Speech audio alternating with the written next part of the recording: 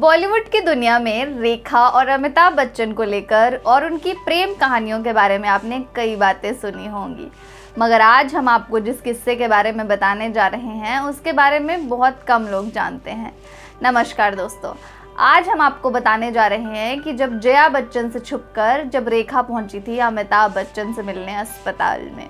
तो चलिए शुरू करते हैं।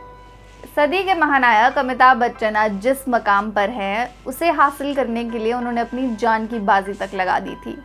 हम बात कर रहे हैं जब बेंगलोर यूनिवर्सिटी कैंपस में फिल्म कूली की शूटिंग हो रही थी।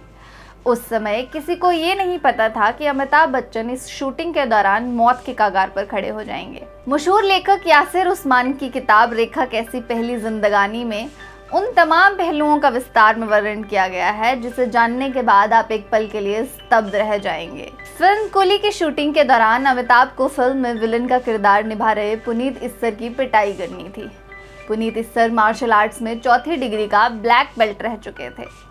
इस फाइट सीन के लिए अमिताभ करीब 4 बार रिहर्सल कर चुके थे। इन दोनों के बीच चली फाइट सीन में अमिताभ को असलियत में पुनीत इस्सर को एक जोरदार घूसा पेट के निचले हिस्से पर गलती से लग गया और दूसरे सीन में अमिताभ एक टेबल से टकराकर जमीन पर गिरे थे जिसमें टेबल का कोना भी उन्हें असलियत में लग गया था। ये चोट इतनी गंभीर थी कि उन्हें तुरंत अस्पताल में भर्ती कराया गया था। ये खबर सुर्खियों में आने के बाद मानो पूरा देश सदमे में आ गया और सभी अमिताभ बच्चन की सलामती के लिए दुआ मांगने लग गए थे।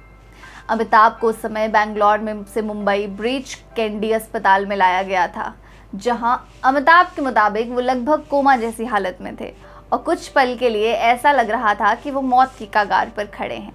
जहां एक तरफ जया बच्चन सभी जगहों पर प्रार्थना करने से नहीं चूक रही थी, वहीं तत्कालीन मुख्यमंत्री इंदिरा गांधी भी उन्हें देखने के लिए अस्पताल पहुंच गई थी।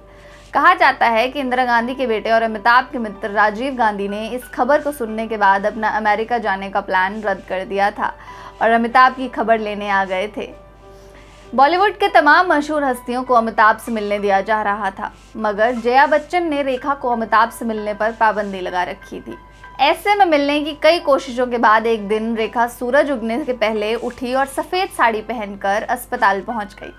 जैसे तैसे करके वो अमिताभ से मिल पाई और वहां से लौटते ही रेखा ने उनके लिए पूजा पाठ और मंदिरों में जाना शुरू कर दिया।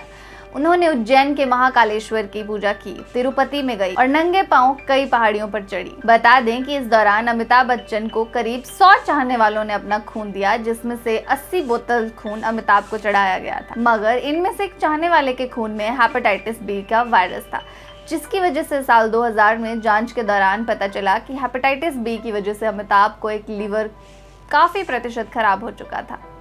आखिरकार लोगों की दुआएं लग गई और अस्पताल में करीब 2 महीने इलाज के बाद अमिताभ बच्चन स्वस्थ हो गए और फिर से एक बार फिल्म कूली की शूटिंग के लिए पहुंच गए। बता दें कि बच्चन साहब की चोट के कारण ही फिल्म का अंत बदल दिया गया था। पहले जहां अमिताभ को फिल्म में गोली लगने पर मरता हुआ दिखाना था, वहीं बाद में ये सोचकर फिल्म का अंत बदल दिया गया कि फिल्म में अमिताभ को मरता हुआ दिखाया गया तो लोगों का इस पर नकारात्मक असर पड़ेगा। फिल्म ने कामयाबी की नई ऊंचाइयों को छुआ, मगर अपनी पहली ही फिल्म में विलन के रूप में काम कर रहे पुनीत इस्सर को इस हादसे ने राष्ट्रीय विलन बना दिया। बिग बॉस के एक सीजन के दौरान जब रेखा को बिग बॉस के घर बुलाया गया तो रेखा ने वहां मौजूद सारे लोगों से मुलाकात की, सिर्फ पुनीत इस्सर को छोड़कर।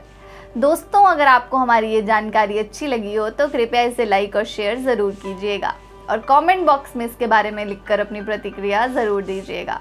नमस्कार।